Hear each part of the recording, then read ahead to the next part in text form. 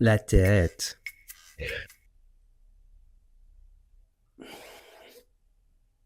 Le pollen. Bon, on sait pourquoi on se retrouve, hein. Ravalement de façade, évident. Je vais mettre le pull de la décolo. Ça fait un moment que j'ai pas fait de vidéo, là. J'étais très occupée, hein. Je suis en train de faire une vidéo, de préparer une vidéo pour le Met Gala. Et elle m'a pris un temps monstre. Et en vrai, j'y ai passé trop de temps. Pour rien, je pense. Mais c'est pas grave. C'est pour ça que j'ai pas fait de vidéo. De toute façon, qui m'attend en fait? Personne. Pourquoi je me justifie? Et même si on m'attend, j'ai pas besoin de me justifier. Personne me paie. Alors. Ouais. Allez, dans la flotte. J'ai pas mis la lumière. Je suis fatigant. Pas mal comme ça, non?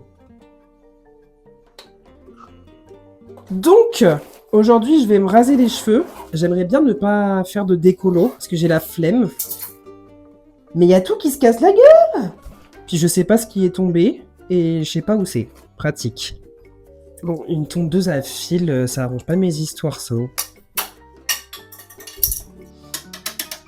Je suis un professionnel, pas d'inquiétude. Chip, le meilleur rapport qualité-prix pour tous les styles de coiffure. Aujourd'hui, pas de sujet en particulier à traiter pendant ma séance de coiffure. Juste quelques réactions à chaud par rapport à l'actu mode de la semaine, de ces derniers jours. Ça va rien couper là, c'est trop... Oh, elle fait pas de bruit, ça c'est pas mal. J'ai cru que j'allais couper quelque chose avec ça, vraiment. Ah, je regardais pas le bon chiffre, je regardais 7,5 mm alors qu'en fait c'est 25. Je suis un professionnel. Chip, petit prix et grand sourire garanti. On va voir ce que ça fait que 9.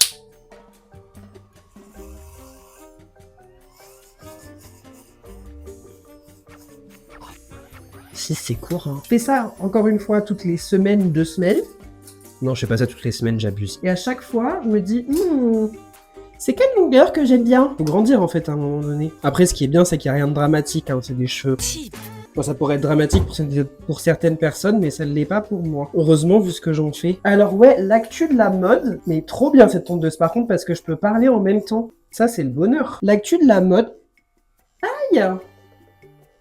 Il y avait un nœud. Vous êtes certainement au courant, Jonathan Anderson est le nouveau directeur artistique de chez Dior. Au revoir Maria Grazia-Chiuri. Churros. Bon vent. Non, je rigole, elle a fait des bonnes choses quand même. Mais ça fait du bien, un peu de renouveau. Mais en fait, j'avais jamais réalisé que, du coup, Jonathan Anderson, déjà être à la direction artistique de Dior, ça veut dire faire les collections femmes, prêt-à-porter et haute couture. Et Maria Grazia, elle faisait pas les collections hommes.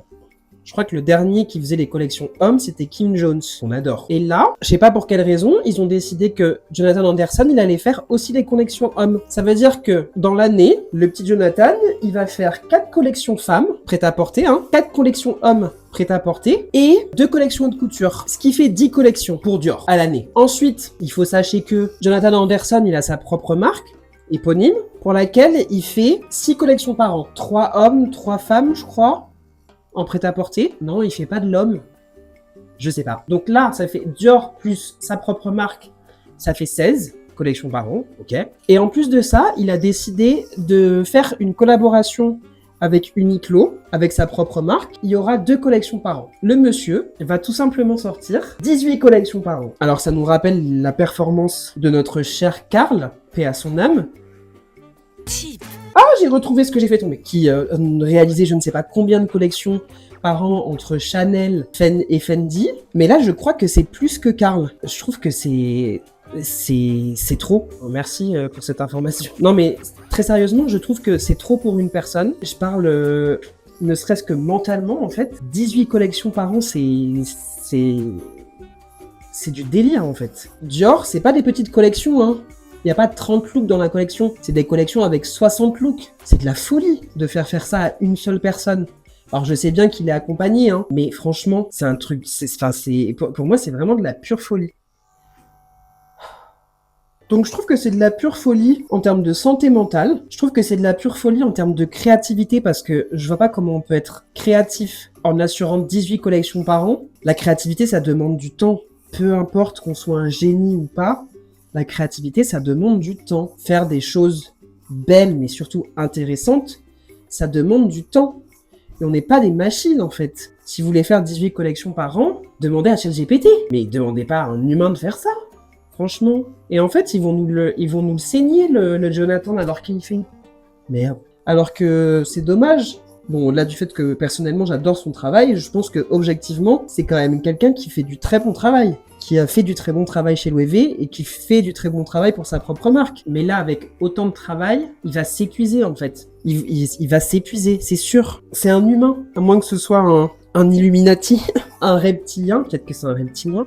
Et puis, vraie question, est-ce qu'une marque a besoin de faire 16 collections par an? Là, je parle de Dior, hein. 16 collections par an? 2 coutures, 4 hommes, 4 femmes. Est-ce qu'il y a besoin de 4 collections hommes par an? 4 collections femmes par an? On a vraiment besoin de ça? Je suis pas sûre, hein. Je me demande vraiment si en termes d'économie, les 4 collections sont nécessaires. Vraie question. Après, il y a l'autre question, c'est juste la question en fait du capitalisme et de la surconsommation. Là, j'ai la réponse, hein. On n'a pas besoin de 16 collections par an pour vivre. Ces 16 collections-là c'est des collections pour faire de l'argent, quoi. Ça pose question. Parce que c'est bien beau de jeter la pierre à la fast fashion et de dire ouais, ça pollue de ouf, ça produit de ouf. Ouais, mais en fait, quand Dior, qui ne fait pas de la fast fashion, certes, mais Dior produit 16 collections par an avec un seul directeur artistique. Donc on n'est pas dans la fast fashion, on est dans la fast direction artistique, peut-être, si vous voulez. Les produits sont peut-être de meilleure qualité, je dis bien peut-être, parce que je pense pas que ce soit le cas pour tout. Et en fait, à ces marques-là, on leur reproche rien. C'est tellement long de se couper les cheveux. En fait, ma texture de cheveux, elle est trop chiante à couper parce que peu importe dans les sens dans lesquels tu vas, il reste toujours à couper. Je pense que c'est pas du tout clair ce que je raconte, mais peu importe, ça n'est pas le sujet. Je disais qu'on reproche beaucoup de choses à la fast fashion, mais je trouve qu'on n'en reproche pas assez à la fashion, du coup. Même si tu produis des vêtements de qualité, bah en fait, produire 16 collections par an, c'est quand même participer aux conséquences de la fast fashion. Parce que c'est produire plus que ce qu'il n'en faut, en fait. C'est bien beau de dire, ouais... Zara, H&M, c'est de la fast fashion. Shein, Temu, c'est de l'ultra fast fashion. C'est pas bien, ça pollue. Ils produisent de ouf, ils gênent plein de choses. Oui, d'accord. Mais Dior, qui fait 16 collections par an, ils surproduisent d'une autre façon, certainement moins, mais ils surproduisent aussi.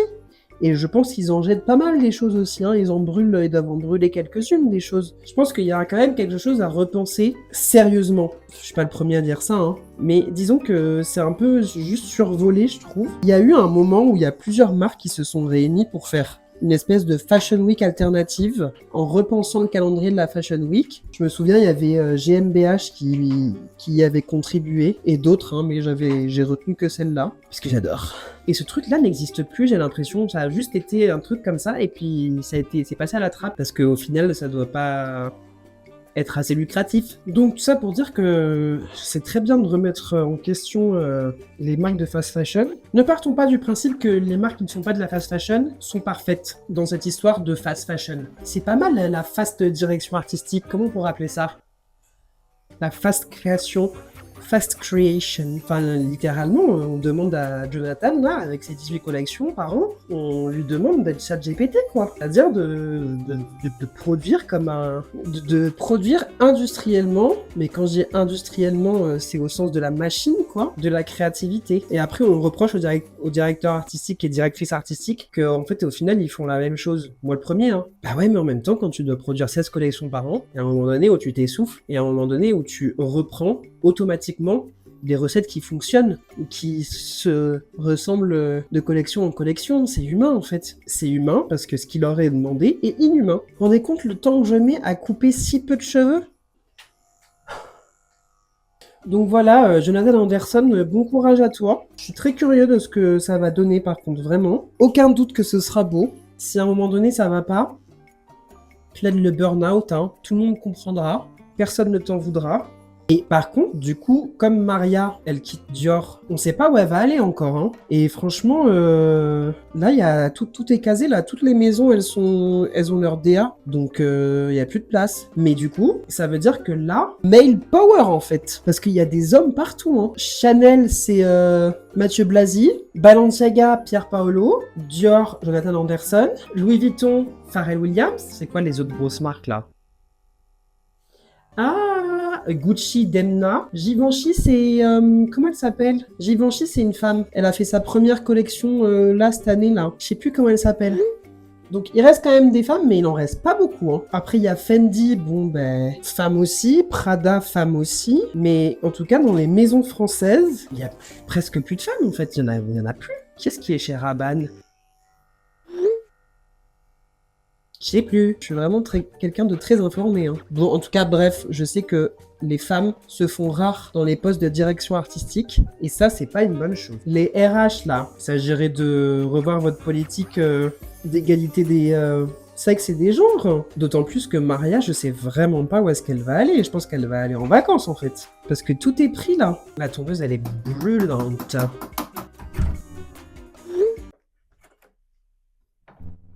Valentino, c'est aussi un mec. Je sais plus qui c'est. Mais je sais que c'est un mec. C'est cata un peu, hein. Ça aussi, falloir que ça change, hein. Puis, en vrai, même, avant de changer si c'est des mecs ou si c'est des femmes, juste mettez des nouvelles têtes. Des nouvelles têtes comme Durand de l'Antique chez Jean-Paul Gaultier, qui est aussi un homme. J'avais oublié Jean-Paul Gaultier. Mais bon, déjà, c'est une nouvelle tête. Ça fait du bien, parce que se refiler les créateurs entre marques, c'est pénible en fait. Donner de l'espace à d'autres personnes, qu'elles puissent construire leur carrière aussi un peu.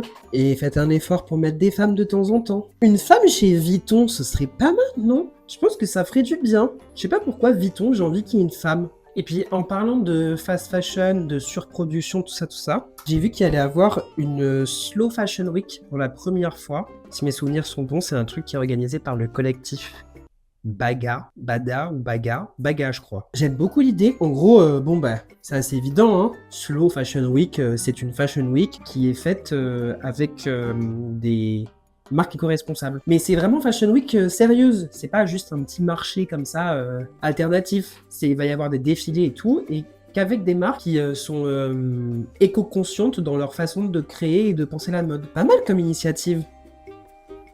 Oh, mais je suis marraine, moi. J'ai commencé à me faire un contour qui commençait là, genre, ça va pas ou quoi? Cheap. Oh là là. Done. Je vais pas faire de décolo. J'en ai un peu marre là, j'ai envie de changer un peu. Par contre, je vais me faire une petite coloration. Des sourcils, pour avoir les sourcils un peu plus noirs. Ouais, du coup, une Slow Fashion Week à Marseille. J'adore l'idée. C'est hyper bien comme initiative et comme concept. Le problème, c'est que j'ai peur que ça dure pas dans le temps, malheureusement. C'est pas ce que je leur souhaite, hein. C'est juste qu'en général, les projets comme ça... Bon, après là, c'est pas un projet isolé. Il y a l'air d'avoir la mairie, la ville et tout qui sont avec eux. Donc, c'est pas un truc isolé avec une petite asso ou un truc comme ça. Ça a l'air d'être quelque chose... Ça a l'air d'être un événement auquel on donne des moyens. Ça, c'est vraiment cool. De ce que je connais d'expérience, c'est ce genre de choses, ça dure pas longtemps, ça dure une saison. Et après, les gens s'y intéressent pas parce qu'en fait, on est trop habitué à nos habitudes de... N'importe, habitué à nos habitudes.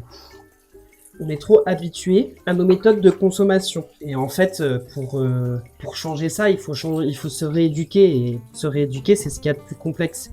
Et en plus, là, ils s'attaquent, entre guillemets, parce que ils s'attaquent pas vraiment, mais ils se mettent en concurrence face à la Fashion Week traditionnelle, qui est là, pour le coup, une institution. Enfin, c'est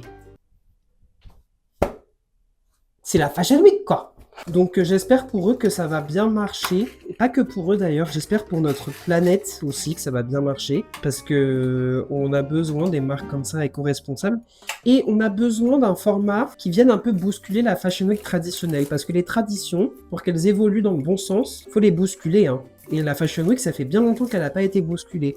Là, il y a Londres qui bouscule la Fashion Week parce que Londres a dit en fait, la Fashion Week, c'est cata chez nous, ça n'en rapporte pas assez. Du coup, on va faire un showroom à Paris avec toutes les marques qui veulent faire la Fashion Week. Enfin, avec toutes les marques de Londres qui veulent faire la Fashion Week. On les fout dans un showroom. Oh là là!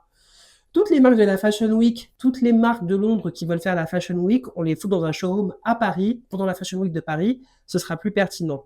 Et ça, c'est fort. C'est fort dans le sens où, moi j'aime bien quand les organismes ou les gens ont la capacité, le courage de se dire, en fait, ça c'est ce qu'on doit faire, d'accord, c'est ce que la tradition veut qu'on fasse, mais c'est pas pertinent, donc on le fait pas. Faut avoir du courage de faire ça, je trouve, et j'adore. Donc bravo Londres, bravo la Slow Fashion Week. Si jamais vous êtes à Marseille ou que vous allez à Marseille, je crois que ça commence le 7 juin, ça finit le 14 ou... J'avais oublié aussi Versace Donatella, elle est partie. Elle est remplacée par un homme. Très cool par contre parce que, comme pour Jean-Paul Gaultier, c'est un nouveau. Ça c'est bien. Mais c'est encore un mec. Ça c'est moins bien.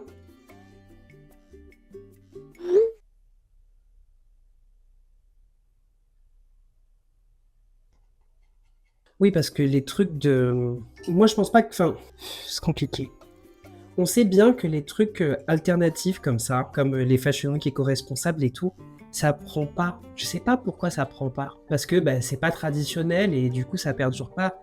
C'est dommage. Après, il faut dire ce qui est aussi. Après, j'ai pas tout vu, hein, attention. Mais la plupart des trucs qu'on a vus qui ont été faits jusque-là, c'est un peu ridicule quand même. Enfin, il y avait un peu ce truc chez Marc, quoi.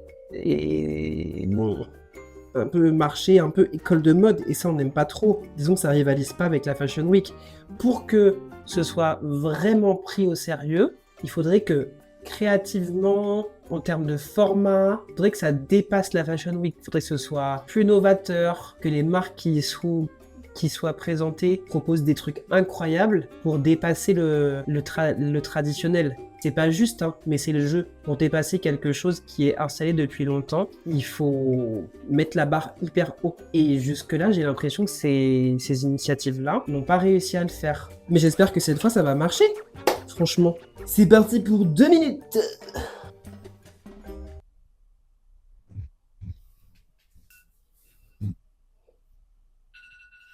Ça passe vite 2 minutes, hein. Oui, j'ai compris.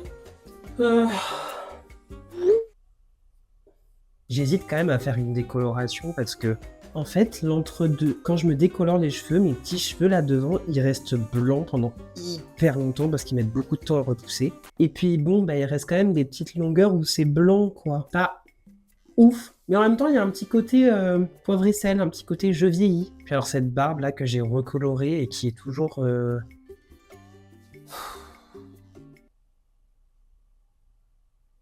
Non, je vais pas faire de décolo. Je suis fatigué. Fatigué des décolos. Ça, il faut que ça pose combien de temps 1 minute. C'est sûr que c'est 1 minute. Moi, je sais, hein, il y a quelques semaines, je me décolorais les sourcils. Hein. Mais écoutez, je suis un peu un caméléon, finalement. J'essaye de faire un truc symétrique, tant qu'à faire. Toujours impressionnant au début, hein. Mais vous inquiétez pas.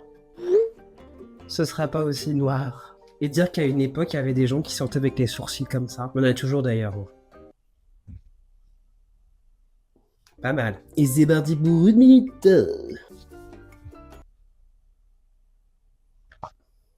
Là, c'est des bons taillés. Là, c'est toujours le moment un petit peu... surprenant. Amusant, finalement. Qu'est-ce qu'on s'amuse. Pas mal. Voilà, c'est bien, ça fait un petit coup d'éclat. Ça rend mon visage un peu moins fade avec ses cheveux noirs. Cette barbe là. Bon voilà, pas de transformation incroyable aujourd'hui, hein. Cheveux noirs, sourcils noirs, barbe noire.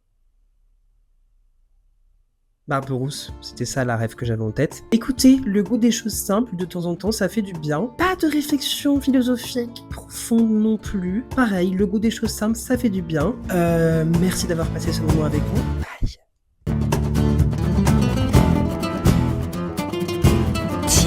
Petit prix et grand sourire garanti.